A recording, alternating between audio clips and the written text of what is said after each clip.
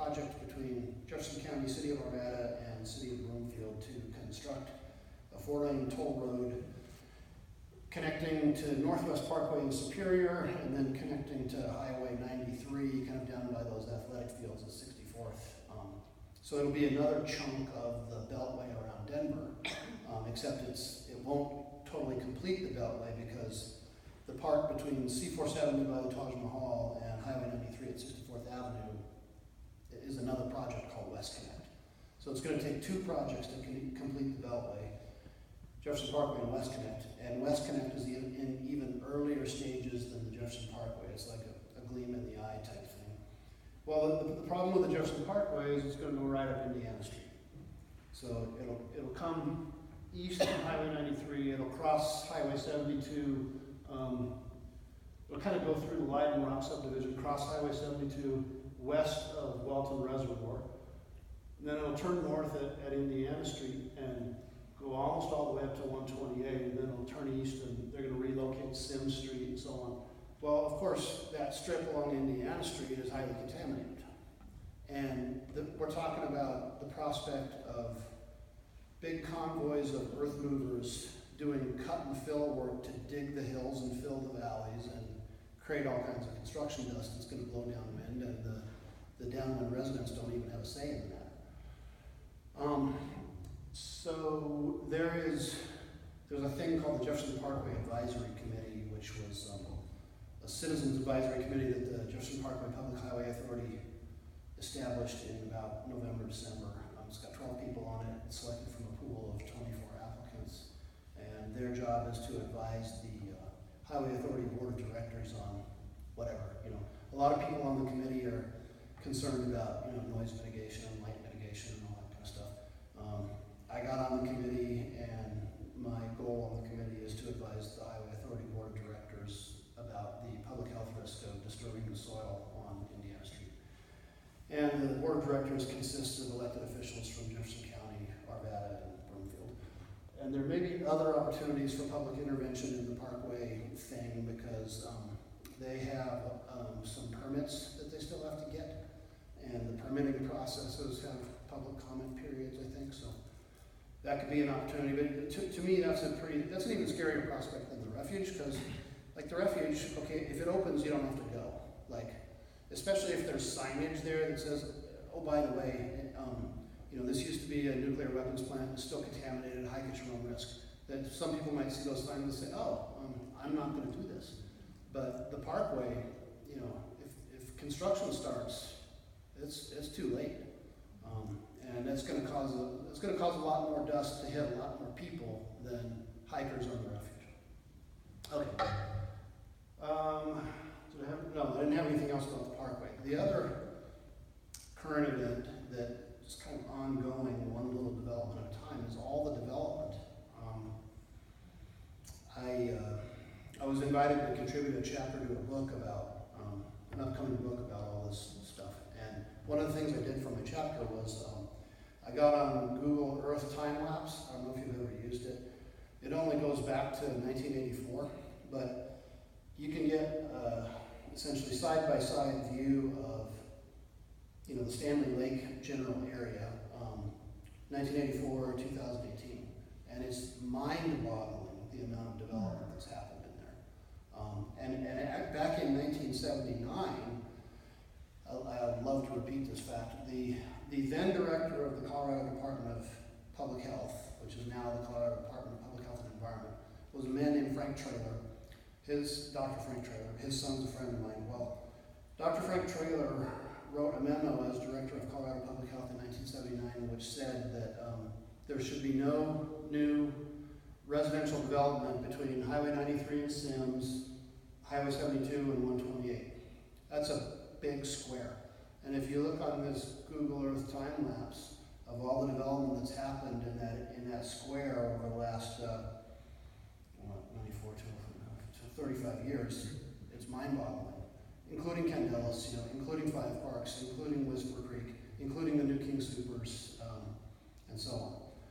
And I've heard that there's going to be some kind of new medical facility, like a little hospital type of facility, just east of Welton Reservoir, so south of Candelas Parkway, west of Indiana. So that's another example of something that's going to be built on that soil. And the only way to intervene in these things is in local government planning and zoning processes, and I think that ship has sailed. I mean, there's so much precedent.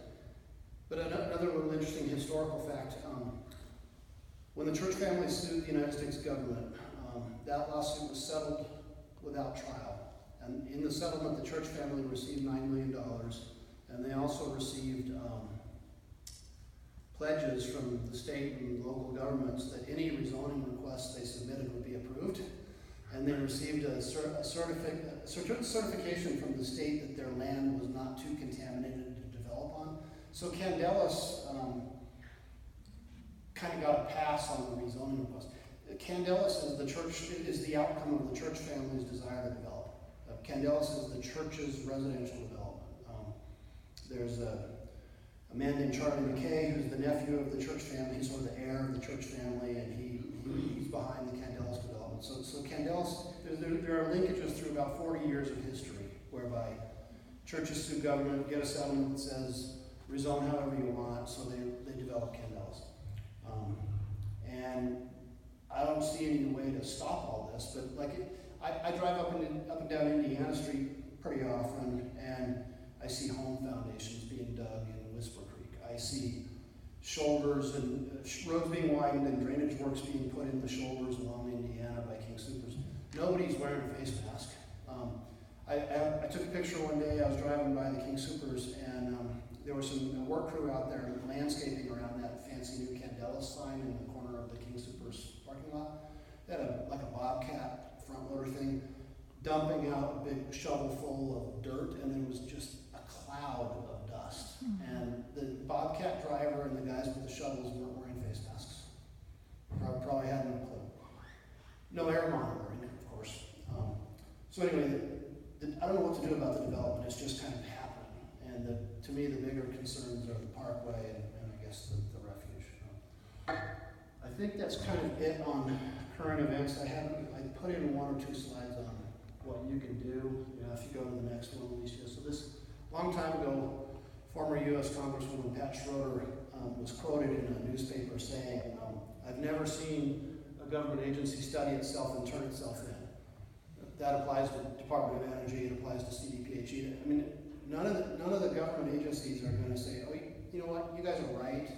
We've been screwing up for 50 years. We're really sorry about all the deaths and sickness. We'll change our ways." That's not going to happen. And that's why I'm involved in this stuff, because people are still dying of radio-sensitive diseases in downwind neighborhoods. And I've met some of the families. So that's why I'm involved in this stuff, is because I'm basically advocating for the protection of public health. I'm not an activist. I don't go around holding signs and stuff like that. I'm trying to work in ways that I can with governments and what have you to raise awareness of the issue and advocate for the protection of public health.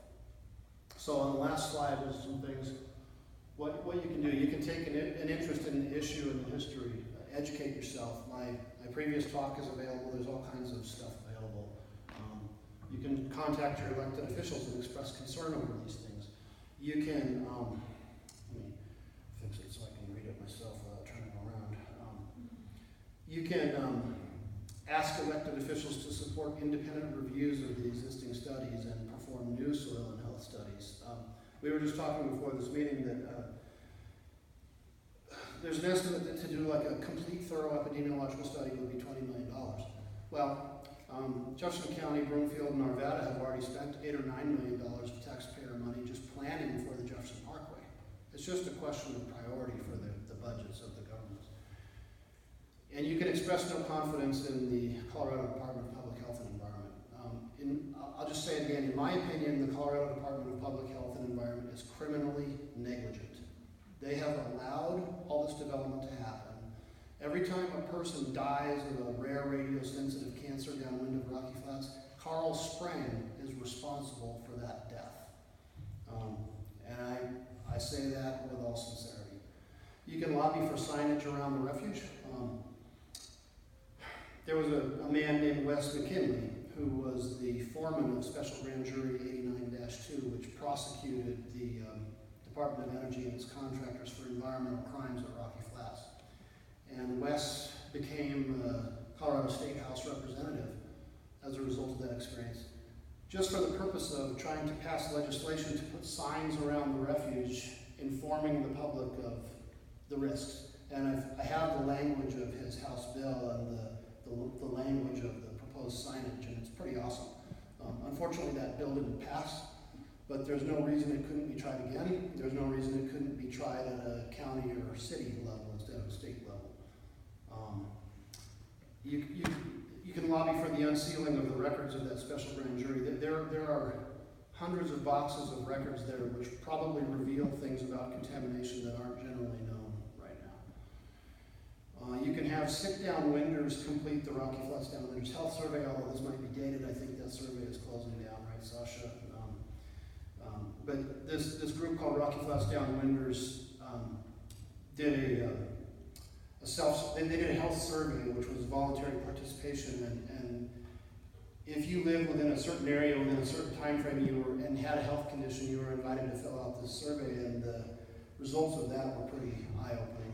I think they got like 1,750 responses, and about half of those responses were cancers, and about half of those cancers were rare. And when they ranked the local cancers by prevalence, thyroid cancer was second most prevalent, whereas nationally it's 9th most prevalent. And half of the cancers being rare cancers was also pretty wildly out of sync with national numbers. Nationally, I think only like 20% or 25% of cancers are rare. So we have twice the rate of rare cancers around here, and we have much higher prevalence of thyroid cancer around here than nationally, according to this survey. And the other thing they did that was really cool was they geoplotted the addresses of the respondents with that Cray Hardy map and with another map of the 1957 fire smoke plume, and the correlation visually is very striking. We have Dr. Sasha Stiles in the audience here. If you know a sick-down winder, put them in touch with Dr. Sasha Stiles. She's trying to form a network of medical professionals who are concerned about Rocky Flats contamination. And finally, you can just argue the issue with people. I mean, if you become aware and you educate yourself and you convince yourself that, oh yeah, we have a public health risk here, you can become a public health advocate yourself. You can tell people the studies have been done, and the studies are damning, basically. So that's what you can do for starters, and I probably better save some time for Nathan Pierce, who's going to talk about the details of this soil sample analysis plan. Okay, any questions? Yes, sir.